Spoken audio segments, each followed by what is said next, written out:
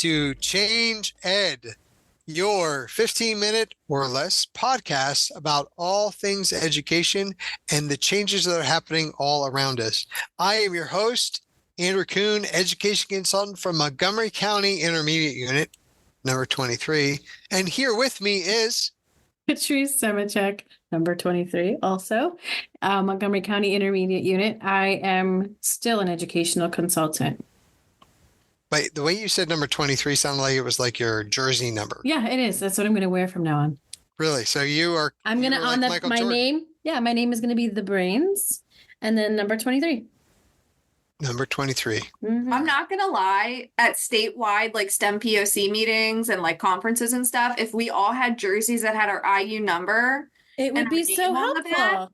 Oh my gosh, that would make my life so much easier. But then also on the front, it's a map of Pennsylvania with where all the IUs. Where the IU is, yeah. Like, where is IU3? Somewhere out there. Yeah, for sure. We have this ghost voice talking, Andrew. Would you like to introduce our ghost voice? I would be more than happy to introduce this ghost voice. It's actually a voice that's not unfamiliar to us here at the Change Ed podcast. It is our friend, Abbey Lichtenberg from IU12, which is the Lincoln Intermediate Unit, which I think based off of our conversation about IU numbers, it would be more sense to be 16 since Lincoln was the 16th president of the United States. So I'm actually going to write a petition to have you all change your number. Who is actually 16? I don't know, but I feel bad for them now. You feel bad for them now.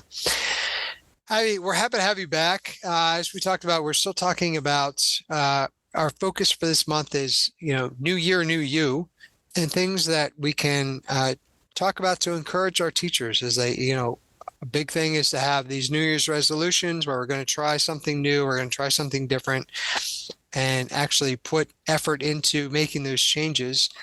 And you had a lot of great thoughts that you had shared with us in your last podcast. I'm curious, do you have anything additional that you're like, boy, this is another good thing to consider to take on, or that might even couple with that? Yeah, absolutely. So I think my other words of advice would be to take the long view. This change is massive.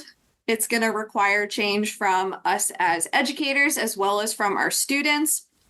And so I think the only way to survive that and to stay sane through that change is to think about things in terms of long-term thinking, because this change isn't going to be made overnight. It's not going to be made before the end of this school year. But if we're making small changes every day, those are going to add up to those huge seismic shifts in our instruction. There are moments in our lives where we want to prepare ourselves for something. I'll give you an example for myself. Before my wedding, I was like, I want to get into a certain kind of shape to be ready for my wedding. So I could have done nothing and then gone to the gym 3 weeks before and just felt sore and, obviously very swollen and not achieved what I wanted to. Instead, to your point, it was like taking a long view of, okay, I need to back up the calendar, say, what are the things that I have to do to get myself ready for that point so I can prepare for that, right? In a lot of ways, things that, in the educational world, we may say like a backwards design, or like we're designing it with like the end in mind. Where do we want to get to and how do we get there? But often I imagine it might be the same in education, that if we don't know where we're going, we start off on this journey and then we're like, this is a lot harder than I thought. So understanding our why, I would think would be a really important part of that. Do you see that correlation between my wedding and education? Can you make that correlation for me? 100%. Very apt observation. I think that that's exactly true. That's what we're talking about here, is what little changes can we make each day that are going to yield the results that we want? And those results should be really connected to your why.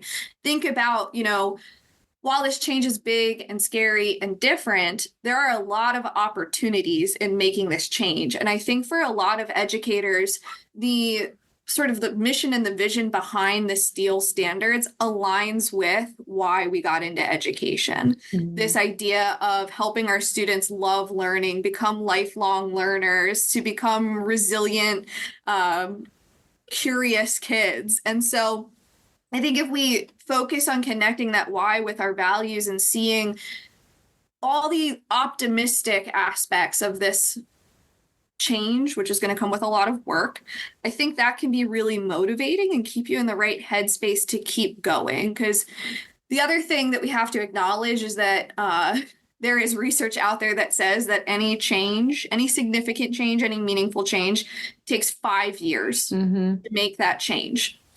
But the reality is, in education, most initiatives, most things change every 3 years.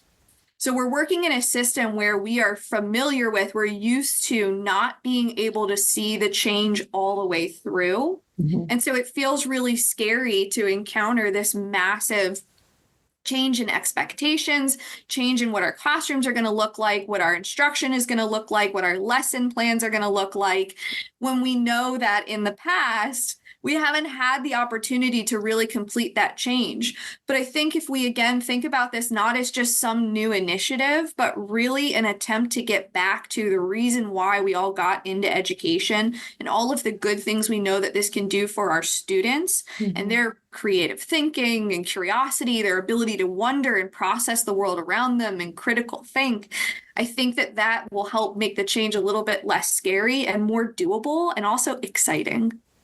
I totally agree. And I think your point about in education, things change every 3 years reminds me of when I was teaching and they'd be like, oh, we're going to talk about backwards design and we're going to have to backwards design all of our lessons. And that lasted 5 minutes. And so sometimes us veterans get into the mindset, well, this is just going to be here for 2 years. So I'm going to play the game until it's not here anymore. And I think that if we really understand the why behind what we're doing, the change becomes more permanent, because I firmly believe, and I feel like the three of us that are here firmly believe, that these changes are really positive, regardless of the content area, that these shifts in instructional practices are what's going to give kids a leg up in terms of their futures. Yeah, absolutely. I completely agree with that. And I think in terms of, taking the long view, we have to do that for our students as well. You have to look at their future beyond graduation. We have to think farther than the PSSA or the biology keystone. These are about the skills and the habits of mind that our kids need to be successful in the real world. And, that's increasingly becoming a world that we can't prepare them for because it's changing so quickly. So the best that we can do is help make them flexible, critical thinkers.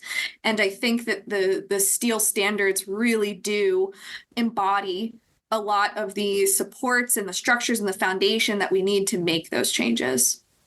With the long view, context matters as well, right? Because as educators, the long view can feel like it's 1 year. That is a long view, right? Like, how are we going to get through this year? Or, we were transitioning from December, now we're into this new year, and that can feel like a long view too, right? Like, what is it from January until June? That's a pretty long view as well. What I'm hearing us talk about is how are we all working together for the longer view of developing the human into this adult person that is a contributing member of society, but also, I've heard the term lifelong learner, right? So it's not just to get them to love our class. That's not the long view. That's actually the short view, right? And the shorter view is like, how do I get through this month? And then how do I get through this week? And how do we get through this actual class period, right? Because you don't know what you're going to get every single day. Anything can change that formula up. But to have that philosophy on that longer, like, I want you to love education, right? You're not always going to have great teachers. We can't always have great, that's life, right? You don't have as great supervisors or coworkers, or I know about not having great coworkers, right, Patrice? Mm-hmm. But this idea of all working together to build something up that's bigger than any one of us individually, right? Like, we're not going to be the hero to come in and help someone become a lifelong learner on our own. That we're all doing our part along the way. I think is important. And also the other part that stuck out to me is consistency. Consistency really does matter. It's a very, very big part of what we do. So even as educators, right, as we move and we transition out, that has a big impact and a ripple effect that doesn't just impact us as we go somewhere else. It impacts those students. It impacts the educators we're working with. If we're all working together, like we talked about, now there's this hole in the team, right, where you were filling that hole, and they have to almost reconfigure the team around the replacement they get. So there's a lot of systemic parts that go into this as well that have an impact. So I have a question for you, and this is kind of like a wrap it up. I think we can tie a bow on this with this question. You know, I've been working with Patrice on her being nicer, right? Like that is like Wow. a long view for her, and Wow. I'm stumbling, right? Like You're it's not a very good teacher. That could be and why. I need help. I think help with the why, or maybe a motivation. And I'm just wondering if you have any advice that you could give to help me with the long view of Mm, kindness is the word that we're going to use. Patrice's kindness. It's hurtful. Where do I begin? Maybe you need to. Abby, man. What I liked was the silent laughing, right? Like she's laughing, but it was silent. She's not disagreeing. She's just, yep, okay. Patrice is a horrible It's been human. And confirmed. how we make Been her horrible. lovely. Thank Patrice has you. been lovely to me. Thank you. I had to pull That's that out of because- you, but that's okay. That's because context matters, and this is a very short moment. Maybe you guys just need to. I don't know. Patrice, why don't you start wearing a bow tie? See what that feels like. Maybe that'll help No. you No, take because some perspective from Andrew. okay, but Thank you, I Abby. feel if we're going to talk about feelings now, I feel like Andrew would be very upset if I stole his thunder because people do tend to like me more. And if I'm also wearing a bow tie, what does he have left? Yeah, what's he bringing to the table? That's a It's good question. limited to a beard. That's about all I got.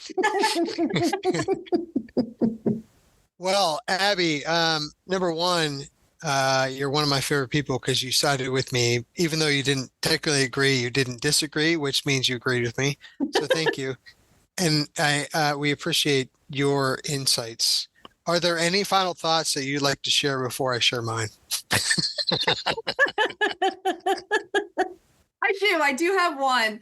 I think to your point that we're all in this together, also remember that if we are all in this together, that means that year over year, this change gets easier because if we're all making it, then the teacher in the grade level before you has already been working with those kids. They've already been trying these strategies and making those shifts. So each year you get kids who have been exposed to this for more and more years. So I think over time, exponentially, it's going to get easier what you're going to see these kids be capable of doing. That curiosity and wonder that's going to be alive in them, hopefully, I think is going to be really exciting. And I feel really hopeful about it. That's a really good point. I can tell that you are a huge fan of the show because you had mentioned, unbeknownst to us, you had talked about the work. And one of the things that we've talked about a lot of times is the work. In our jobs, in our lives, right? Adulting can be hard. And these things that we're talking about and we're working on is the work, right? Being able to be a consistent person who is also able to be flexible and see changes as they come and embrace those changes, but be a lighthouse at the same time.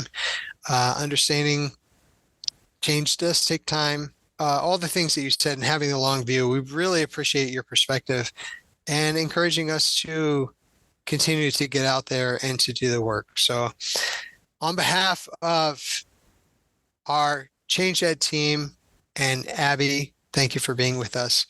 We thank you for tuning in and encourage all of our listeners to continue to put yourself out there and go take your moment.